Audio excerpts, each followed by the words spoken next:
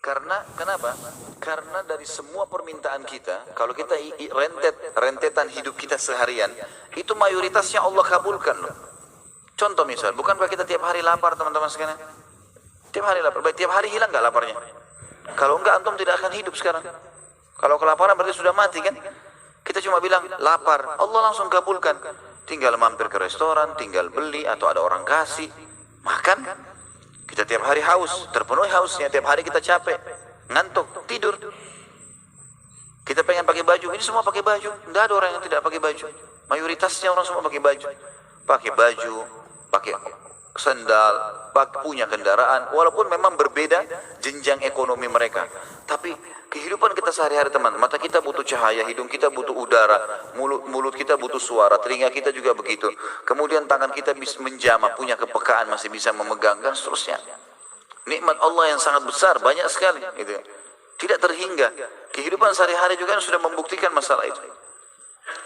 Mungkin kalau ada permintaan kita, minta agar dibukakan rezeki yang luas, misal, atau dibukakan, diberikan satu pekerjaan, atau dilunasi hutangnya. Mungkin itu salah satunya. Yang belum Allah kasih, bukan tidak dikasih loh ya. Belum Allah kasih. Tapi mayoritas kebutuhan kita sudah dipenuhi. Coba pekah memikirkan masalah itu. Kita kalau haus teman-teman sekalian, kemudian haus sekali. Lalu ada orang berikan kita air dingin. Lalu kita pasti, setelah kita minum, haus kita hilang. Terima kasih ya, kita terima kasih sama orang tersebut. Padahal orang itu buat apa sebenarnya? Dia cuma ambil air, dia kasih. Kita nggak berpikir lebih jauh. Orang ini yang sedang mengantarkan, memberikan saya, siapa orang ini? Siapa yang buat kulitnya? Siapa yang buat tulangnya? Siapa yang buat matanya? Siapa yang ciptakan orang ini? Siapa yang ciptakan air itu? Siapa yang membuat sistem ini ada? Saya punya rasa lapar, dia punya rasa kesian, saya punya rasa haus, dia punya, kemudian saya minum.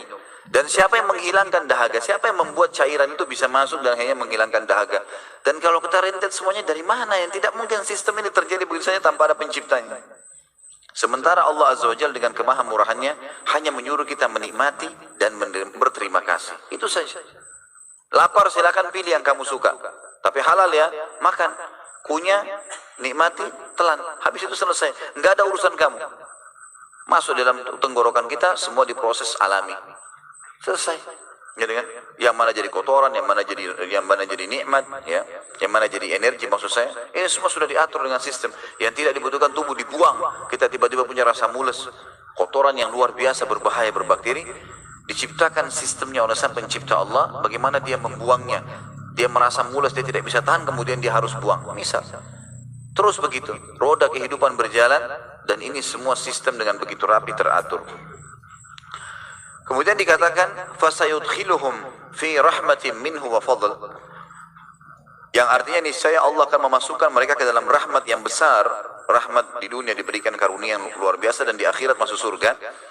Dan limpahan karunia yang banyak, yakni Allah akan melimpahkan kepada mereka dengan rahmat yang khusus, lalu memberi mereka taufik untuk melakukan kebajikan-kebajikan dan memberikan pahala kepada mereka. Allah memudahkan dia hidup, Allah yang pandu dia mana baik mana buruk, Allah juga yang memudahkan dia punya energi, punya kesempatan, punya waktu untuk mengerjakan kebaikan dan mengejar apa yang telah Allah janjikan buat mereka. Sudah itu dikasih pahala yang sangat besar, serta menghindarkan mereka dari bencana dan perkara-perkara yang tidak menyenangkan. Berapa banyak masalah yang kita hadapi dalam seharian teman-teman sekalian, yang kita berhasil lolos darinya. Kalau kita mau bicara masalah manusia ini, melindungi diri mereka repot sekali loh. Teman-teman yang suka pakai motor misalnya, kita jalan. Kalau helmnya tidak, mungkin kadang-kadang kita angkat kacanya, atau tutupan plastiknya, misalnya tutupan matanya kita angkat, maka terbuka, udara dengan sangat kencangnya kena ke wajah kita. Kira-kira teman-teman, ada jaminan kita nggak kena bakteri, kita nggak kena batu, nggak kena pasir. Tapi selama ini tidak ada masalah. Orang jalan. Dari mana kita bisa dapat jaminan teman-teman? Ini kalau ada racun misalnya di udara, terkontaminasi dengan udara, lalu dihirup oleh manusia, yang tiba-tiba dia bisa meninggal. Padahal kita ini hidup, jalan ke sana, jalan ke sini, semuanya terjaga sebenarnya dengan rapi. Ya. Bagaimana manusia tidak memikirkan masalah itu? Allah Subhanahu wa Ta'ala melindungi mereka, menciptakan mereka, menyiapkan fasilitas buat mereka, dan mayoritas yang mereka minta diberikan. Ada yang Allah belum kasih, karena Allah menginginkan dia lebih banyak memohon, lebih banyak merengek. Gitu kan? Cobaan pun kalau datang kepada mereka lebih banyak nikmat daripada cobaan. Terbukti dari sepanjang hidup kita, teman-teman yang hadir di sini. Mana lebih banyak, kita sehat atau sakit? Lebih banyak kita sehat. Sakit itu jarang sekali. Ada orang sakit ya di akhir hidupnya mungkin, ataupun kalau sakit dalam setahun, tahun depan dia sakit flu, demam, seminggu. Tapi 365 hari yang lalu dia sehat. 1 tahun Allah SWT berikan nikmat. Kemudian lanjutan ayat wa yahdihim ilaihi siratan mustaqima, dan dia menunjuki kepada mereka jalan lurus untuk sampai kepadanya, yakni memberi mereka taufik. Taufik maksudnya kemudahan untuk berilmu dan beramal, mengetahui yang hak dan mengamalkannya. Asal dia mau saja pelajari, Allah akan kasih dia. Saksi bahasan kita dalam surah An-Nisa 175 ada kalimat rahmat. Fasayudkhiluhum fi rahmatin minhu. Pasti Allah akan masukkan dan karunia kepada mereka rahmatnya. Yang lain adalah surah Al-Jathiyah ayat 30. A'udzu billahi minasyaitonir rajim. Fa ammal ladzina amanu wa 'amilus solihati fayudkhiluhum rabbuhum fi rahmati dzalika huwal fawzul mubin. Adapun orang-orang yang beriman dan mengerjakan amal saleh, yakin Allah ada lalu dia patuh dengan perintah. Amal saleh maksud dalamnya mengerjakan perintah atau meninggalkan larangan. Karena orang juga meninggalkan larangan termasuk amal saleh. Maka Rabb mereka, pencipta mereka akan memasukkan mereka ke dalam rahmatnya. Rahmat di sini, di dunia diberikan rahmat yang luas, diberikan karunia-karunia yang membahagiakan dia, dan juga di akhirat masuk surga. Itulah keberuntungan yang nyata. Teman-teman sekalian, kita tinggal patuh, kerjakan perintah, tinggalkan larangan. Kita nikmati saja. Tetap bisa makan, tetap bisa minum, tetap bisa segala macam, tapi lebih rapi. Sekarang ini, orang-orang di beberapa negara, termasuk saya dapat informasi di Jepang, dan saya waktu Ramadan yang lalu sempat diundang oleh KBRI kita ke sana. Itu ternyata orang-orang di sana juga banyak ya orang asli Jepang yang non muslim. Mereka kalau masuk dan mereka menemukan makanan kaleng ada label halalnya, mereka beli. Ada beberapa teman-teman kita sempat nanya dan menceritakan ke saya, kenapa Anda beli ini? Dia bilang ini lebih terjamin dengan ada label halal. Mereka tahu kalau umat Islam itu hati-hati, pekah, nggak mau makan sembarangan. Maka mereka sendiri mengatakan itu lebih terjaga. Artinya orang beriman lebih terjaga, lebih sehat, lebih baik, dikontrol, dijaga oleh langsung pencipta langit dan bumi. Seperti juga makna kalimat teman-teman sekalian, yang selalu mengembalikan kita iman kepada Allah, sabda Nabi SAW. Kalau Allah karuniakan kalian pemimpin yang zalim, dan dia memberikan kepada kalian hak kalian, maka terima kasihlah pada Allah, bersyukurlah kepada Allah. Dan hak kalian yang belum kalian dapatkan darinya, mintalah langsung kepada Allah. Kalimat mintalah langsung kepada Allah ini pengembalian seorang muslim dan menyadari kalau raja yang sedang memimpin dia, presiden atau siapa saja, ini manusia seperti dia, kebetulan saja berkuasa. Tetapi kalau ada kebutuhan dia yang belum dikasih, maka dia minta langsung kepada raja yang sebenarnya Allah. Makna kalimat ini adalah kalimat yang berbobot sekali. Artinya bertauhidlah kepada Allah. Saksi bahasan kita adalah Allah kalau dia beriman dan beramal saleh akan memasukkan ke dalam rahmatnya. Juga firman Allah Subhanahu wa taala dalam surah Al-Hadid ayat 28. Ya ayyuhalladzina amanu taqullaha wa aminu bi rasulih yu'tikum kiflain min rahmatihi wa yaj'al lakum nuran tamshuna bihi wa yaghfir lakum wallahu ghafurur rahim. Hai orang-orang beriman, berimanlah kalian kepada rasul yang telah diutus, bertakwalah kepada Allah, maksudnya patuh, dan berimanlah kepada Rasulnya.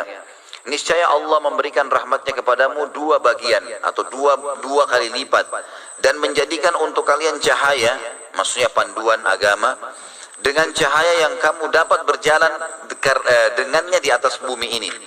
Dan dia mengampuni semua kesalahan kalian, dan Allah maha pengampun lagi maha penyayang. Saksi bahasan kita adalah dia akan memberikan rahmatnya 2 kali lipat bagi orang yang beriman tentang keberadaan Allah.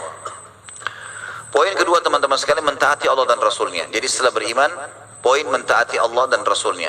Seperti firman Allah di sini dalilnya surah Al-Imran 132. A'udzu billahi minasyaitonir rajim wa atiullaha war rasula la'allakum turhamun. Dan selalulah taat dengan Allah dan Rasulnya. Apa yang dikatakan Allah Rasulnya, ikuti. Yang dilarang, tinggalkan. Supaya kalian mendapatkan rahmat. Artinya pasti akan datang kepada kalian karunia. Dan baginda Nabi SAW sudah tunjukkan kepada kita. Para sahabat sudah tunjukkan kepada kita. Bagaimana mereka jadikan agama sebagai panduan hidup. Dan mereka bahagia. Mereka diberikan kemenangan. kemenangan, walaupun ada hal-hal cobaan yang datang, tapi lebih banyak rahmatnya Allah yang datang kepada mereka. Dan ternyata mereka sekarang sudah mendahului kita menuju ke akhirat, dan janji Allah Rasulnya tidak mungkin salah. Al-Allamah As-Sa'di, sama tadi Syekh Sa'di menyebutkan dalam tafsirnya, dalam firman Allah wa ati'ullah wa rasul, dan taatilah Allah dan Rasul, ialah dengan melaksanakan perintah-perintah dan menjauhi larangan-larangan. La'allakum turhamun, supaya kalian mendapatkan rahmat, maksudnya ketaatan kepada Allah dan ketaatan kepada Rasulnya dalam segala hal, itu adalah sebab utama datangnya karunia. Juga dalam firman Allah yang lain, masih dalam mentaati Allah dan Rasulnya, Al-A'raf 156, A'udzu billahi minasyaitonir rajim, wa rahmati wasi'at kulla syai' fasa'aktubuha lil ladzina yattaquna wa yu'tuna az-zakah. Al-ayah. Rahmatku meliputi segala sesuatu. Aku akan kasih apa saja dalam kegiatan kalian di mana saja. Akan saya penuhi semua dengan kebutuhanku, dengan rahmatku, kata Allah. Maka aku pasti akan berikan rahmatku untuk orang-orang yang bertakwa dan menunaikan zakat. Artinya orang yang patuh. Jadi segala sesuatunya akan mendapatkan karunia dari Allah, apapun kegiatannya, dimanapun tempatnya akan dia dapatkan. Dan Allah bukan, banyak orang soalnya begini teman-teman, makna ayat ini adalah banyak orang yang mau kembali kepada Allah kalau dia anggap itu perlu kembali kepada Allah. Kalau dia anggap perlu, misalnya sudah sakitnya parah sekali, baru dia kembali ke sholat malam. Kalau betul-betul dia sudah tidak bisa lagi melakukan apa-apa, baru dia kembalikan. Padahal perintah agama dari sebelum memulai sudah berdoa, selama berjalan juga memohon kepada Allah dimudahkan, dan sudah selesai juga minta agar ditambahkan dan diulangi nikmat itu.